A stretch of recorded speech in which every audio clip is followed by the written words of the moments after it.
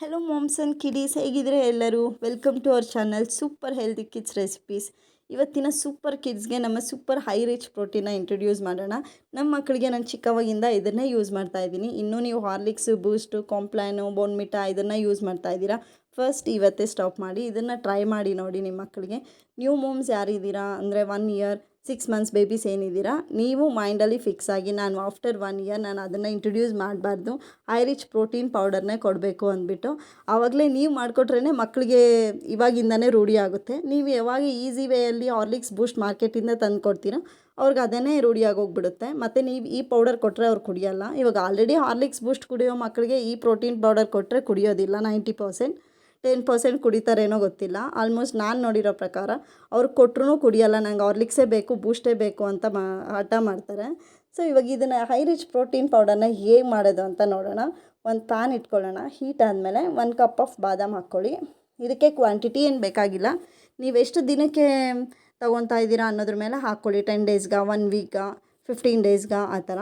ನೀವು 1 ಮಂತ್ ಕೂಡ ಪ್ರಿಪೇರ್ ಮಾಡಿಕೊಂಡು ಫ್ರಿಜ್ಜಲ್ಲಿ ಸ್ಟೋರ್ ಮಾಡಿಕೊಂಡು ಎಷ್ಟು ಬೇಕೋ ಅಷ್ಟು ಮಾತ್ರ ಒಂದು 8 ಕಂಟೈನರ್ ಬಾಕ್ಸಲ್ಲಿ ಯೂಸ್ ಮಾಡಿಕೊಂಡ್ರೆ ಚೆನ್ನಾಗಿರುತ್ತೆ. ಇಷ್ಟು ಒಂದು 20 ಸೆಕೆಂಡ್ಸ್ ಫ್ರೈ ಆದರೆ ಸಾಕು. ನೆಕ್ಸ್ಟು ಕ್ಯಾಶ್ಯೂಸ್ ಹಾಕ್ಕೊಳ್ಳೋಣ.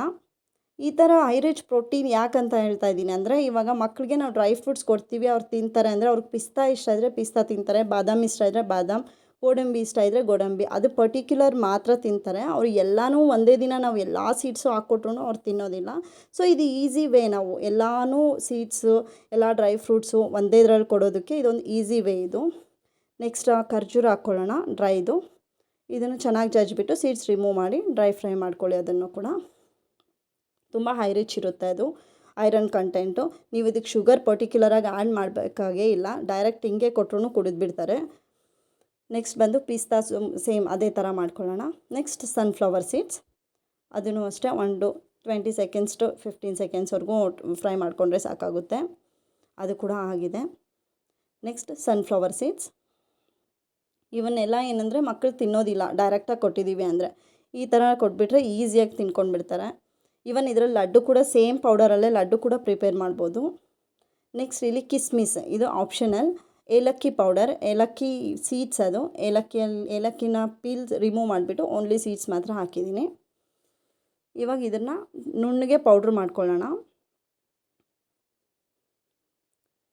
ನಿಮ್ಮ ಮಕ್ಕಳಿಗೆ ಫಸ್ಟ್ ಇನ್ನೂ ಇವಾಗ ಇಂಟ್ರೊಡ್ಯೂಸ್ ಮಾಡ್ತಾಯಿದ್ದೀನಿ ಅಂದರೆ ಫಿಲ್ಟ್ರ್ ಮಾಡಿ ಕೊಟ್ಬಿಡಿ, ಅವಾಗ ಬಾಯಿಗೆ ಸಿಗಲ್ಲ, ಈಸಿಯಾಗಿ ಕುಡಿದ್ಬಿಡ್ತಾರೆ.